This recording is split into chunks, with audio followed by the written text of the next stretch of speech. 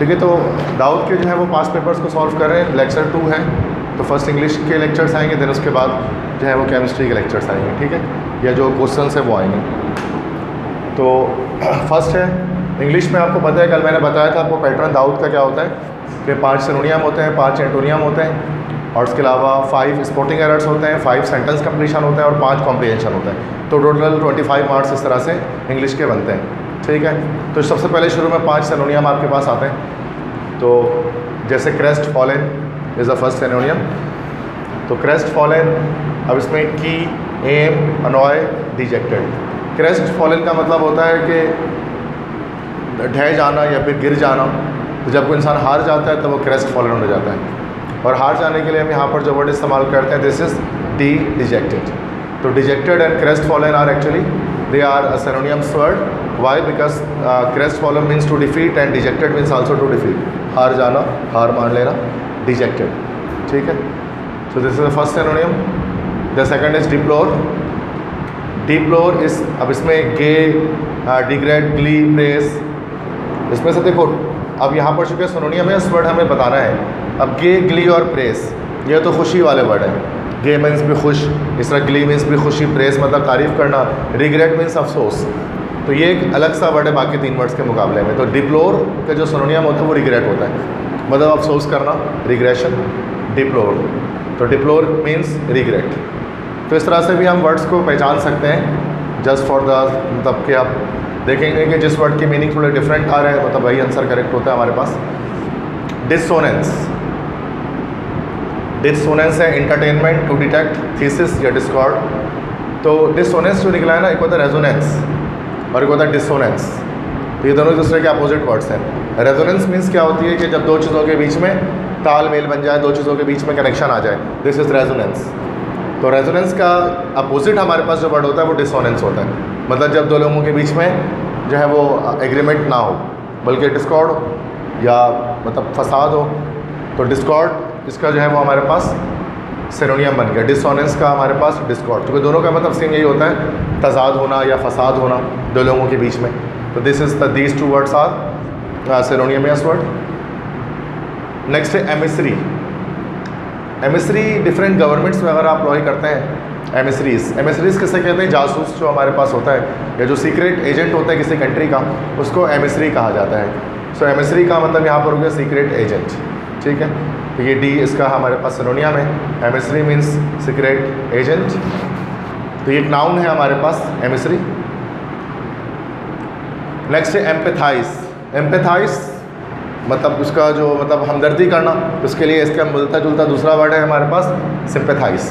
तो सिंपैथाइज का मतलब यही होता है हमदर्दी करना, ठीक है। तो एम्पैथाइज मीन्स सिंपैथाइज, दोनों का मतलब सेम है, हमदर्दी करना, एम्पैथी दिखाना, ठीक है।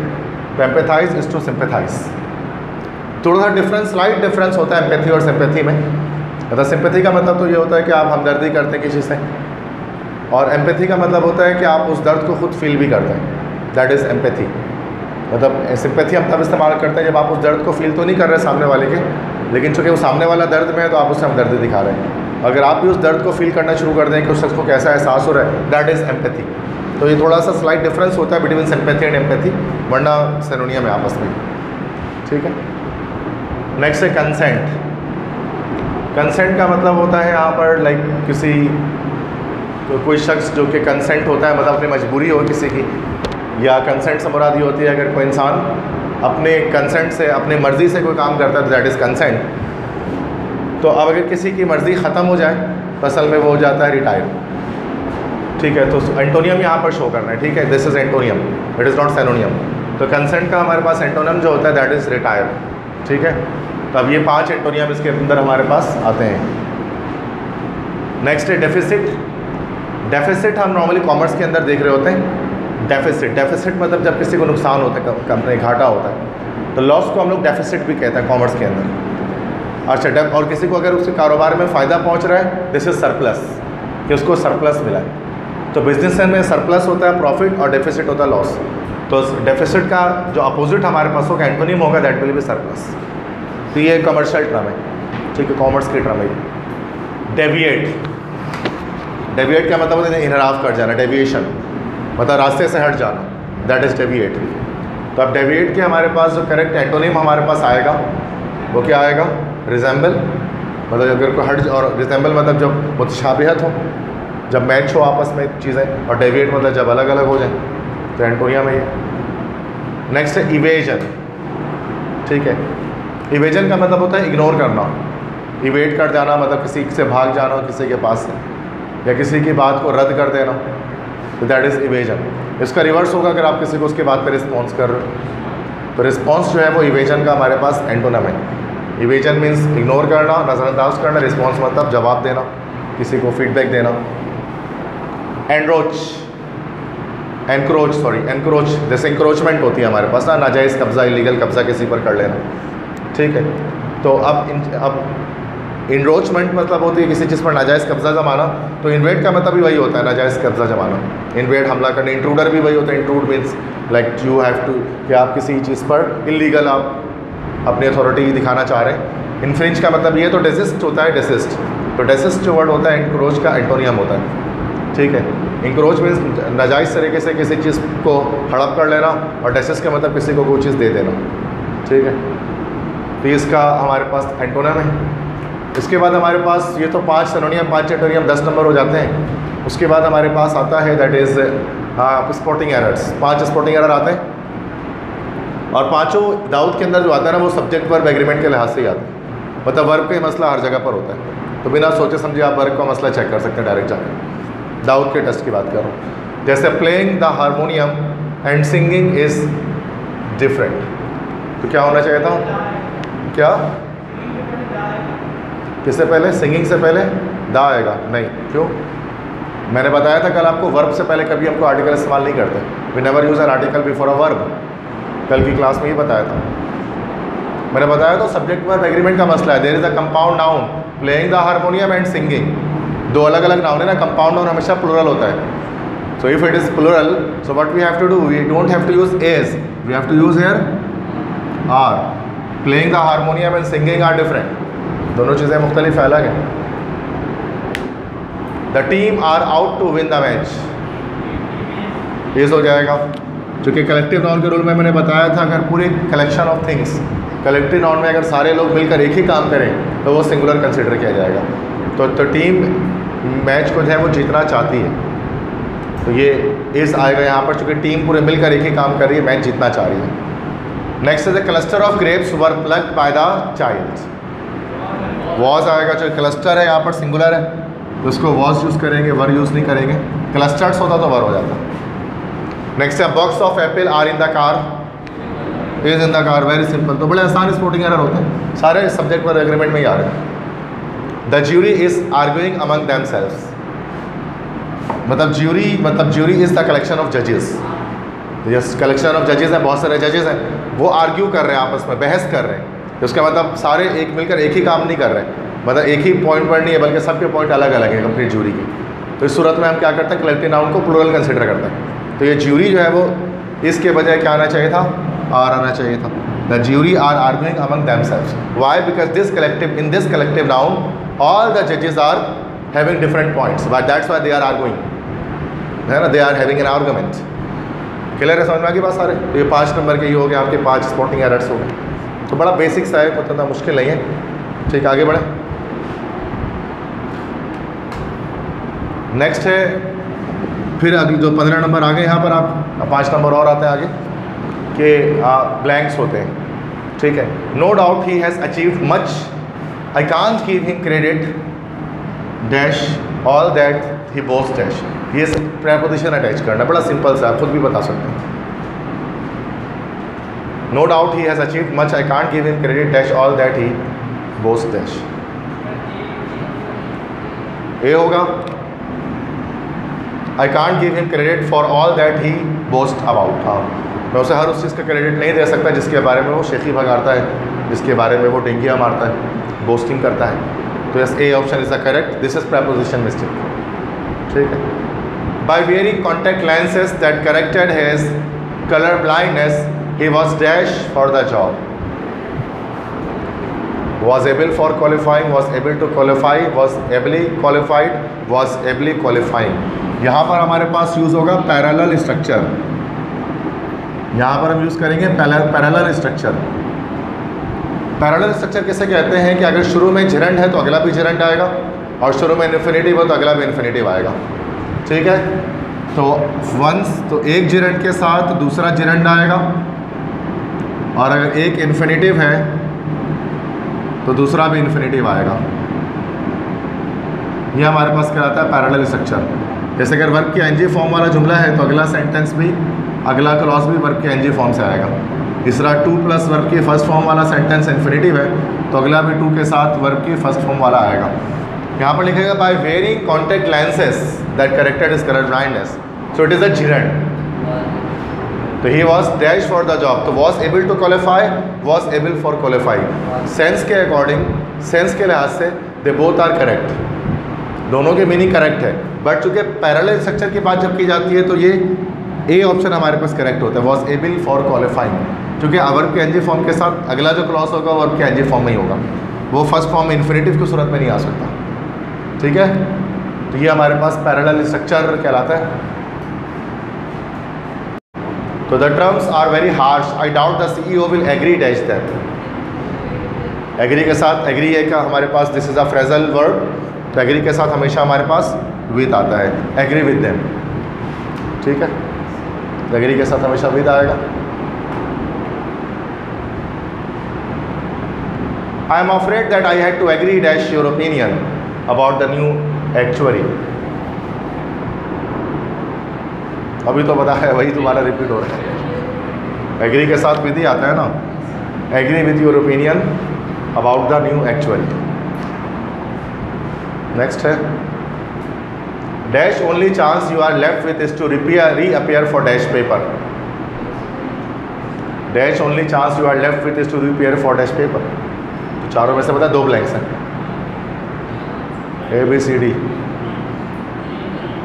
B, yes, the only chance you are left with is to reappear for the paper. तो दोनों में हमारे पास दी आएगा, करेक्ट है। अच्छा, नेक्स्ट इसके बाद पैसेज है, और पैसेज के क्वेश्चंस होंगे हमारे पास 5 कॉम्प्रिहेंशन के। तो पैसेज आप एक बार रीड करें। तो for 14.5 months I lived in my little cell और रूम इन दी हार्जुन जेल। कोई जेल है, एशियन जेल है कोई, 14.5 महीने मैंने वहाँ गुजारे। And began to feel as if I were almost a part of it. मुझे ऐसा लगने लगा कि मैं वहाँ का एक हिस्सा हूँ। आई was familiar with every bit of it, मुझे उसकी हर एक चीज़ के बारे में आगे ही हो गई। I knew every mark and every dent on the white washed wall, है ना, जैसे the count of Monte Cristo अगर आपने मूवी देखी है, उसके अंदर भी ऐसी तरह वो एक एक पत्थर गिन लिया था उसमें। तो उसने जो है वो कह रहे हैं कि एक एक मार्क और एक एक डेंट मैंने जो है वो गिन लिए जो वॉल्स पर मौजूद थे। And on the uneven floors, और ऊपर नीचे जो फ्लोर्स थे उस पर। And on the ceiling with the moth eaten rafters, और सीलिंग पर भी जो moth eaten, moth is a type of butterfly type का इंसेक्ट होता है, मॉथ कहते हैं उसे। तो मॉथ ईटन राफ्टर्स, राफ्टर्स क्या होते हैं, जैसे स्नो फॉलिंग जिन कंट्रीज़ में होती है ना, वहाँ जो छत होता है वो इस तरह से ट्रायंगल टाइप का बना होता है ना, इस तरह से, जिसको राफ्टर कहा जाता है। हमारे छत तो इस तरह फ्लैट होते हैं, बट अगर आप ठंडे ममालिक में जाओ तो वहाँ पर इस तरह से होगा, राफ्टर्स बने होंगे।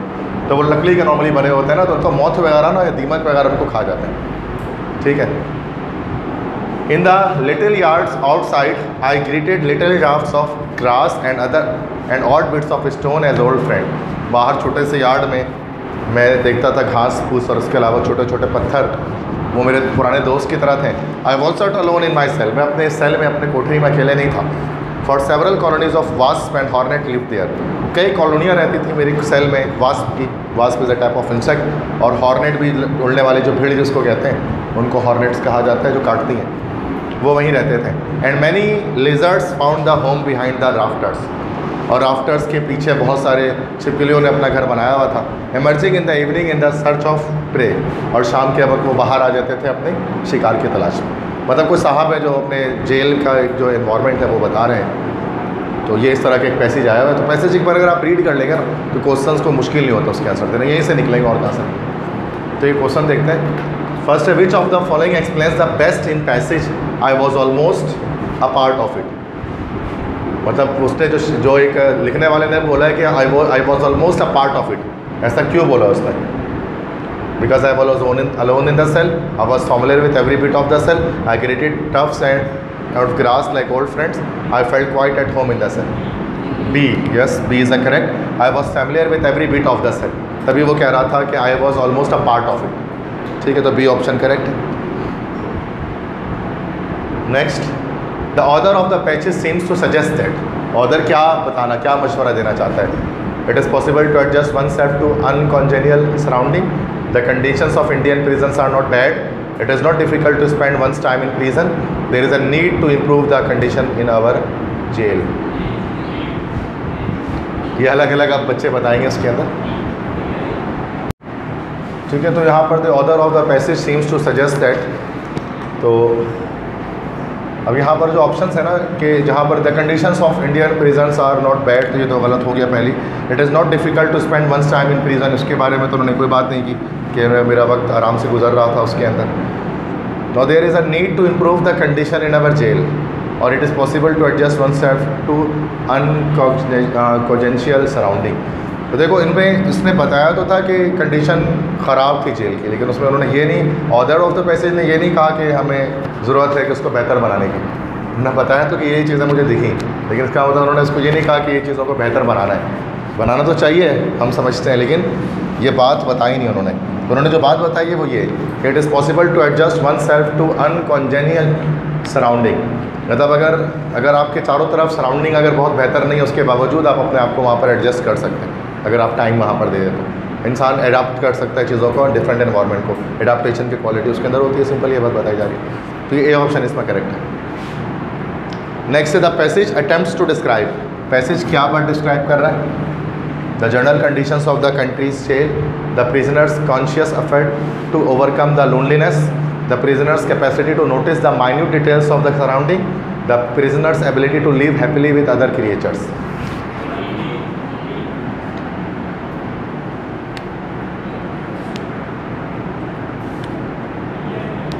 C, not B. The prisoner's capacity to notice the minute details of the surrounding. तो उसमें पूरे स्टार्ट टू एंड तक हमें ये चीज़ पता लगी है कि जो ऑथर है उसने बड़ी क्लियरली नोटिस किया है छोटे छोटे डिटेल्स को उस कंप्लीट सराउंडिंग के बारे में। ठीक है, तो ये असल में मेन जो आइडिया था जो पैसेज का, वो हमें बता रहा था। आंसर तो सभी में कुछ ना कुछ मतलब आपको लग रहा है कि यार बेस्ट आंसर सेलेक्ट करना पड़ता है, that's why the best answer is C, वरना बाकी बातें भी सही है यार इस पर। ठीक है, इसके बाद अच्छा 3 ही क्वेश्चंस डाले गए हैं, इस तरह से एनालॉजी डाल दी गई है, एनालॉजी डाल दी गई है, 2 एनालॉजीज़ को डाल दिया गया है। एनालॉजी में क्या करते हैं? कंपैरिजन करते हैं, वर्बल एनालॉजी। ठीक है, तो इसका मैंने कंप्लीट लेक्चर जो डिस्कस नहीं किया, लेकिन बड़ा आसान होता है एनालॉजी। जैसे बुक इज़ टू कबर्ड, ये एक आपको एक जो है वो पेयर ऑफ वर्ड दे दिया, मिलता जुलता एक और पेयर ऑफ वर्ड आपको जैसा बनाना है कि बुक इज़ टू कबर्ड, मतलब बुक जो है वो कबर्ड में है। तो क्या गिलास ड्रिंक में होता है? क्या कार्ड सिटी में होता है? मतलब किसी डब्बे के अंदर तो बंद नहीं होता ना सिटी की तरह। क्या वेस्ट जग में होता है? नहीं। क्या वाइन बॉटल में होता है? यस, ठीक है, डी ऑप्शन करेक्ट है। मतलब इस तरह से हमें जो यहाँ पर जो आपको कंपैरिजन जो आपको आइडिया प्रोवाइड किया गया है, सिमिलर आइडिया आपको नीचे से किसी एक वर्ड से आपको लेकर आना होता है। ठीक है, इसको एनालॉजी कह रहे होते हैं। तो 2 एनालॉजी डाली गई है दाऊद के टेस्ट में इस वाले। सर्किल इज टू स्क्वायर, तो oval is to rectangle, ball is to bat, square is to globe, volume is to area.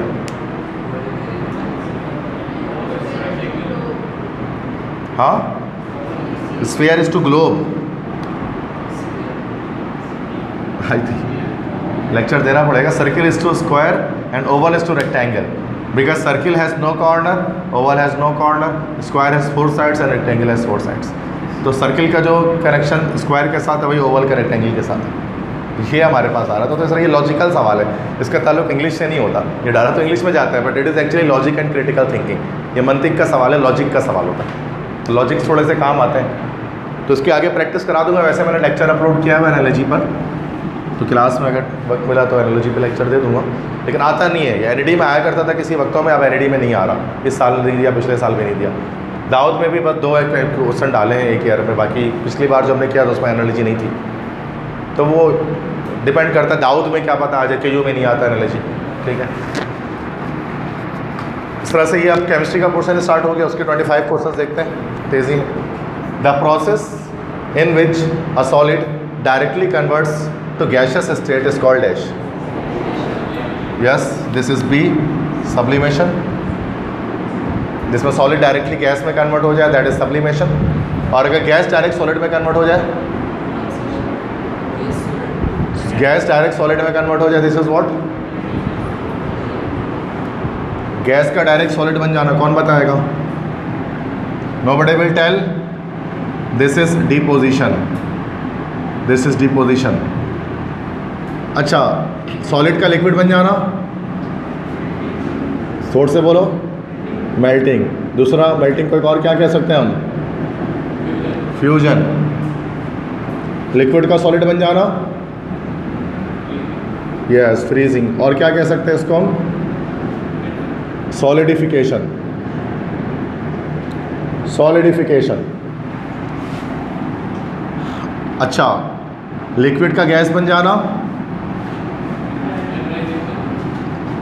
Vaporisation. और क्या कह सकते हैं? एवापोरेशन। कुछ सेंस में बॉइलिंग भी कह सकते हैं, बॉइलिंग में भी यही हो रहा होता है, बट उसके अलावा और भी चीज़ें बॉइलिंग के अंदर हो रही होती हैं। गैस का लिक्विड बन जाना, दिस इज कंडेंसेशन। ये सब स्टेट चेंज है अलग अलग, ठीक है। तो यहाँ पर आपसे जो क्वेश्चन ज़्यादातर आस्क किया जाता है सॉलिड डायरेक्ट गैस बन रहा है तो क्या है, तो वो सब्लिमेशन है, वरना बाकी सब भी स्टेट चेंज है, ठीक है। जैसे deposition, melting, freezing, vaporisation, condensation, सभी स्टेट चेंज है डिफरेंट डिफरेंट।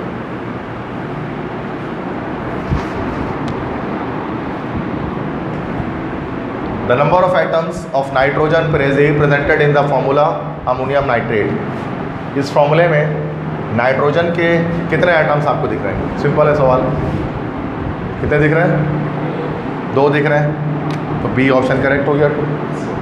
मतलब बता रहे हैं कि इस फॉर्मूले में नाइट्रोजन के कितने एटम है, तो 2 ही हैं। Very simple. Which of the following technique could be used in to separate the colour from the black ink? Black ink से जो है वो कलर को रिमूव करने के लिए हम क्या टेक्निक इस्तेमाल करेंगे? देखो, कलर को हम कहते हैं, कलर जो है ना, कलर रिमूव करने के लिए, कलर को सेपरेट आउट करने के लिए, कलर को हम लैटिन लैंग्वेज में, ग्रीक लैंग्वेज में कहते हैं chroma. Chroma means colour, chrome, जैसे क्रोमोप्लास्ट होता है जो कलर प्रोवाइड करता है लीव्स वगैरह को, तो क्रोमा से निकला क्रोमोग्राफी, क्रोमेटोग्राफी। तो क्रोमेटोग्राफी वो प्रोसेस होता है जिसके ज़रिए हम कलर्स को रिमूव कर सकते हैं, सेपरेट आउट कर सकते हैं, उसका है क्रोमेटोग्राफी। और क्रोमेटोग्राफ उसका वो होता है, लाइक इंस्ट्रूमेंट होता है जिसके जरिए किया जाता है। The crystalline form of allotropes are dash. Allotropes के जो क्रिस्टलाइन फॉर्म होते हैं वो क्या होते हैं? Chemically same, sometimes same, sometimes different, chemically different, depends upon substance. मिसाल के तौर पे डायमंड और ग्रेफाइट की बात आप कर लो, दोनों क्रिस्टलाइन एलोट्रोप्स है कार्बन के, डायमंड भी और ग्रेफाइट भी। अब वो केमिकली सेम होते हैं, कभी कभार केमिकली सेम होते हैं, कभी कभार अलग होते हैं, केमिकली डिफरेंट होते हैं, या फिर डिपेंड करता है सब्सटेंस पर। तो कहाँ मार रहे हो? Don't apply gases. This is allotropes के बारे में डेफिनेशन क्या है? Allotropes are the elements having same chemical property but different physical property, that are called allotropes. तो एलोट्रोप्स हमेशा केमिकली सेम ही होते हैं, फिजिकली डिफरेंट होते हैं। तो ये ए ऑप्शन करेक्ट होगा, केमिकली सेम। केमिकली तो सेम होना ही है एलोट्रोप को, अगर केमिकली डिफरेंट हो गया तो वो एलिमेंट ही चेंज हो गया, ठीक है। अब डायमंड और ग्रेफाइट केमिकली सेम होते हैं, दोनों का फॉर्मूला सी होता है, दोनों कार्बन होते हैं, दोनों को जलाने से कार्बन डाइऑक्साइड ही बनता है। चाहे जो हीरा जला दो तुम, डायमंड जला दो, कंबशन उसकी करा दो, चाहे तुम ग्रेफाइट की कंबशन करा दो, in both the cases, in both the scenarios we will get carbon dioxide by their combustion, ठीक है। तो केमिकली सेम होते हैं एलोट्रोप्स, अलग अलग नहीं होते हैं। अल्फा रेज आर डैश, बड़ा आसान सवाल है। Single negative charge particle, double negative charge particle, single positive charge particle, double positive charge particle. Double positive charge होते हैं क्योंकि हीलियम न्यूक्लियस होते हैं। यस, डी ऑप्शन करेक्ट, बड़ा आसान सा सवाल था। In an atom no 2 electrons has the same set of quantum numbers. किसने बताया? किसी भी 2 इलेक्ट्रॉन के पास चारों क्वांटम नंबर वैल्यू सेम नहीं आ सकती। ये किसका प्रिंसिपल था?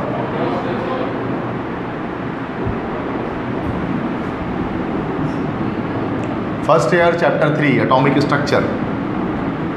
देखो,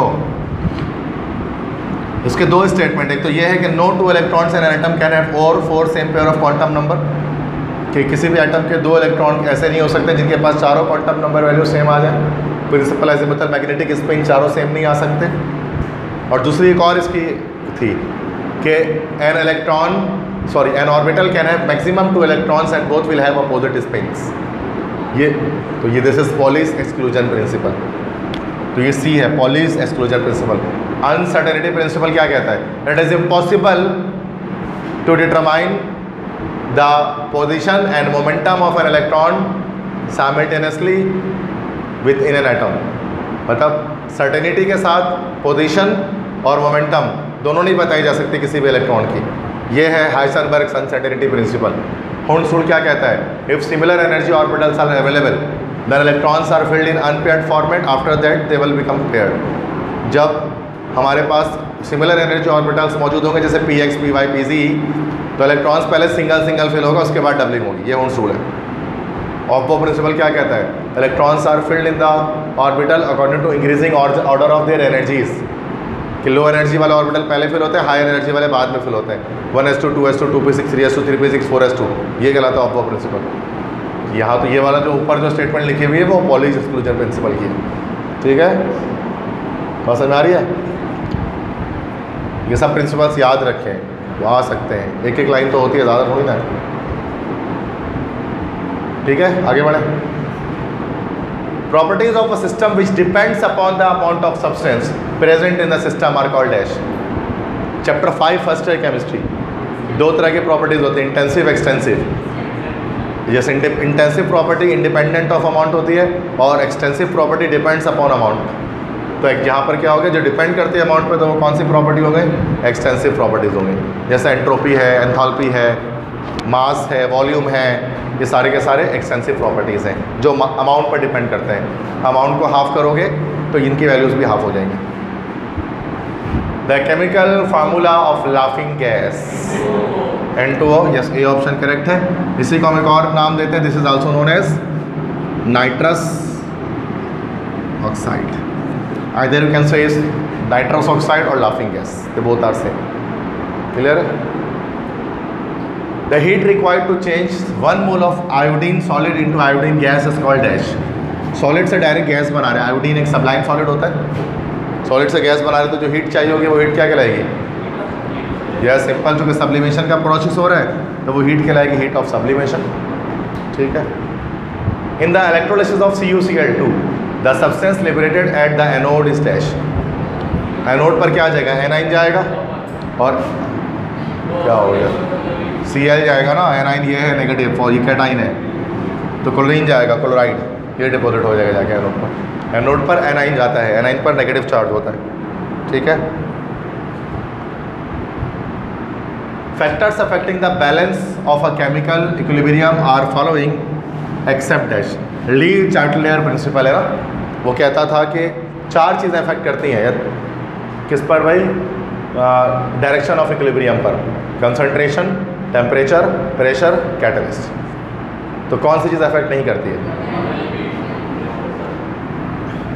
एंथैल्पी, क्योंकि बाकी कंसंट्रेशन, टेम्परेचर और प्रेशर को तो अफेक्ट होता है अगर to Lee Chatelier principal.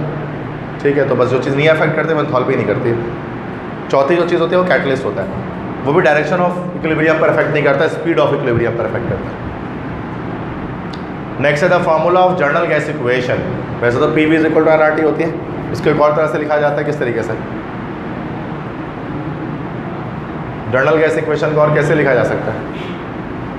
D option, P1V1/T1 = P2V2/T2। ये नहीं हो सकता because this is Boyle's law. ये नहीं हो सकता, this is Einstein's mass energy equation, relation है चार्ल्स लॉ, है ना। तो क्या हो गया? यही हो गया, डी हो गया। ठीक है। P1V1/T1 = yes, this should be upon T2, typing mistake हुई। क्लियर है? The electronic configuration for the noble gases. Noble gases के लिए इलेक्ट्रॉनिक कन्फिग्रेशन क्या निकल सकती है?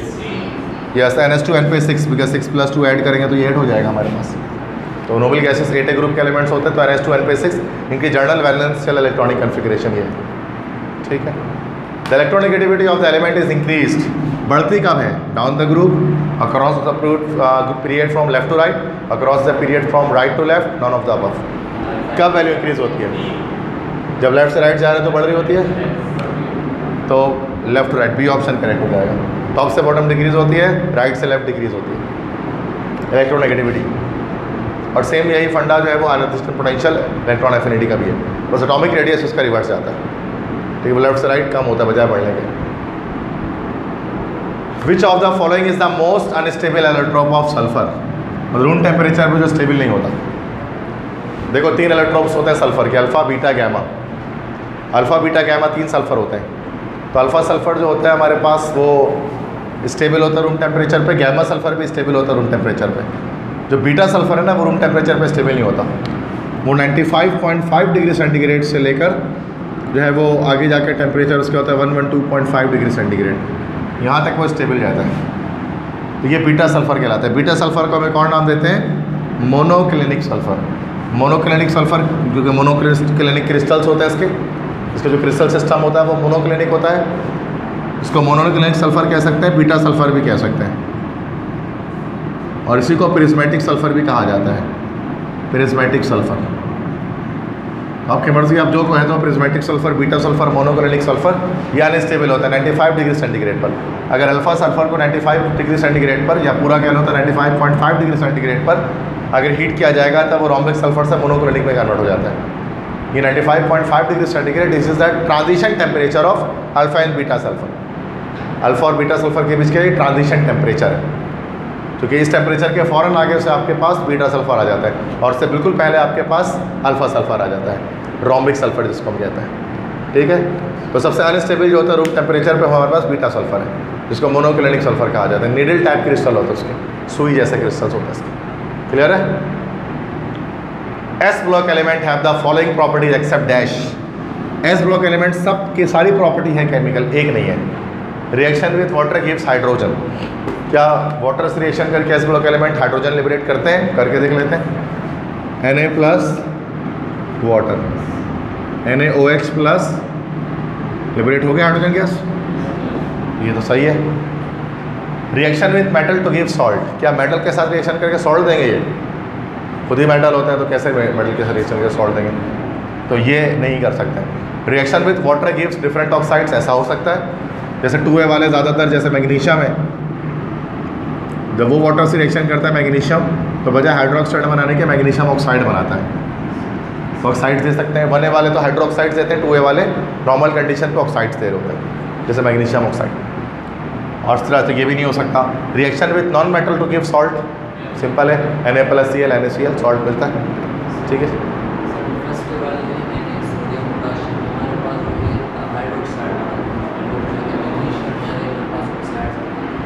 जी हाँ बिल्कुल ऐसे ही, यस। एस ब्लॉक एलिमेंट्स यहाँ कहा जा रहा है, तो 1A वाले वाटर से रिएक्शन करके हाइड्रोक्साइड्स बनाते हैं, 2A वाले ऑक्साइड्स बनाते हैं। मैग्नीशियम को पानी में डालोगे तो मैग्नीशियम ऑक्साइड बनेगा, हाइड्रोक्साइड नहीं बनेगा। हाइड्रोक्साइड 1A वाले बनाते हैं। ठीक है, वो भी हाइड्रोक्साइड बनाएंगे बट हाई टेम्परेचर पे बनाएंगे, नॉर्मल टेम्परेचर पे ऑक्साइड्स बनाएंगे बस। 2A वाले की बात कर रहे हैं, अल्कलीन अर्थ मेटल की बात कर रहा हूँ। Melting and boiling point of transition elements is high because dash. D block elements जो है ट्रांजिशन एलिमेंट्स, उनकी मेल्टिंग बॉइलिंग पॉइंट हाई क्यों होती है? Half field D orbital,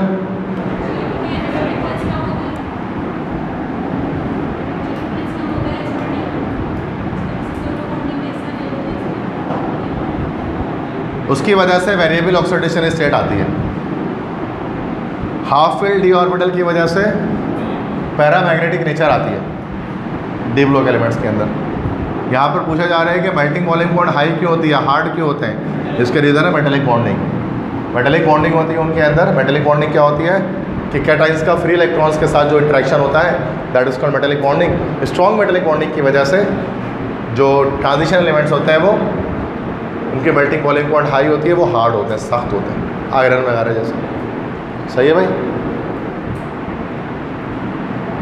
the fat soluble vitamin is dash. Fat soluble vitamin इनमें से कौन सा है?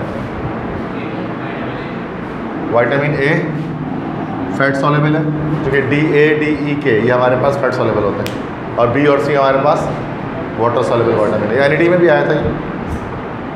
The formula which indicates the relative number of different kinds of atom in a molecule. Relative number of atoms कौन सा formula बताता है? एक एक्चुअल नंबर होता है, एक रिलेटिव नंबर होता है। रेशोज में कौन सा फॉर्मूला बता रहा होता है आपको? एम्पेरिकल फार्मूला रेशोज में बताता है, तो this is empirical formula is answer. Molecular formula आपको रिलेटिव नंबर के बजाय एक्चुअल नंबर शो कर रहा होता है, ठीक है। और स्ट्रक्चरल फार्मूला तो स्ट्रक्चर शो कर रहा होता है, बॉन्डिंग शो कर रहा होता है।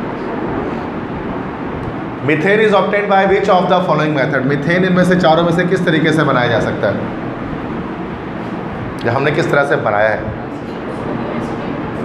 यस, सी प्रोसेस से बनाया है, heating sodium acetate with soda lime, इसी को कहते हैं डीकार्बोक्सिलेशन, है ना। सोडियम एसिटेट लेते हैं CH3COONA, सोडा लाइम से रिएक्शन कर देता है। सोडा लाइम से मुराद NaOH और ये कैल्शियम ऑक्साइड, जैसे सोडा लाइम हाई टेम्परेचर, तो क्या होता है कि यहाँ से ये पूरा मॉलिक्यूल निकल जाता है सोडियम कार्बोनेट बनाकर, और यहाँ पर CH4 बच जाता है, methane gas. This specific process is called decarboxylation, ठीक है। तो डीकार्बोक्सिलेशन से बना सकते हैं मीथेन को by this reaction, by reacting sodium acetate with soda lime. And what is soda lime? Sodium hydroxide and quick lime, ठीक है। तो क्विक लाइम जो होता है उसमें वो तो एज अ कैटलिस्ट होता है, सोडियम हाइड्रोक्साइड जो होता है वो एज अ रिएक्टेंट रिएक्शन कर रहा होता है, और चूँकि कार्बोक्सिल ग्रुप रिमूव हो रहा है COO group, that's why decarboxylation, सही है। तो C option is the correct one. The following reaction is an example of which one? C3H8 लिया गया है, मतलब प्रोपेन लिया गया है, प्रोपेन के क्लोरीन से रिएक्शन कराया गया। कौन सा रिएक्शन है? Addition, substitution, oxidation, reduction. क्योंकि प्रोपेन है ना, अल्केन है, तो अल्केन्स हमेशा सब्स्टिट्यूशन रिएक्शन करता है। ये फोटोकेमिकल रिएक्शन होगा, हैलोजनेशन।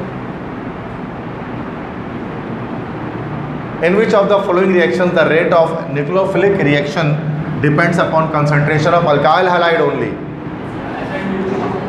SN2 कहाँ से हो गया? SN1, SN2 में दोनों होते हैं, रिएजेंट्स भी होते हैं और साथ में न्यूक्लियोफाइल भी होता है। SN1 में क्या होता है? फर्स्ट स्टेप वाला रिडिटरमाइनिंग होता है, उसके अंदर सिर्फ और सिर्फ हमारे पास अल्काइल हैलाइड होता है, ठीक है। तो SN1 रिएक्शन होता है जिसमें सिर्फ एक कंसंट्रेशन ऑफ अल्काइल हैलाइड पर रिएक्शन का रेट डिपेंड करता है।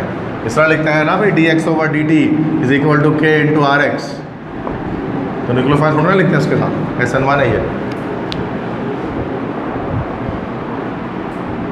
इन द फिनॉल के अंदर क्या होता है?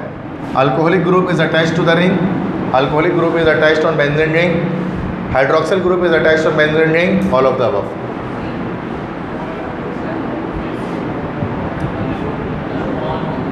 हाँ, क्या होगा? डी होगा, all of the above. Why? Because alcoholic group, हम हाइड्रोक्सिल ग्रुप को अल्कोहलिक ग्रुप कहते हैं, दिस इज अल्कोहलिक ग्रुप। ये रिंग के साथ अटैच होता है, या बेंजीन रिंग के साथ अटैच होता है, या हाइड्रोक्सिल ग्रुप बेंजीन के साथ अटैच होता है। सबका मतलब यही है कि हमने बेंजीन रिंग लिया है और उसके साथ OH अटैच करे, दिस इज फिनॉल। सब तीनों के मतलब सेम ही निकल रहा है ना, तो all of this D. PVC prepared from dash, PVC polyvinyl chloride किससे प्रिपेयर किया जाता है? PVC is polyvinyl chloride. कैसे बनाया जाएगा इसे? इथेन का रिएक्शन HCl के साथ, मीथेन का HCl के साथ, इथेन का HCl के साथ, एसिटाइलिन मतलब इथाइन का HCl के साथ। देखो विनाइल क्लोराइड किसे कहते हैं? Vinyl chloride is this is vinyl chloride, है ना भाई। This is vinyl group, this is vinyl, this is vinyl and this is vinyl chloride. How you can make it? Double bond पहले से लगा हुआ, अगर इथीन में कर दोगे तो डबल बॉन्ड टूट जाएगा, तो मतलब हमें इथाइन चाहिए होगा। We need an ethyne, we need acetylene, we need C2H2, ठीक है। अब इसका रिएक्शन आप HCl से करा दो, pi bond break, there hydrogen, there chlorine,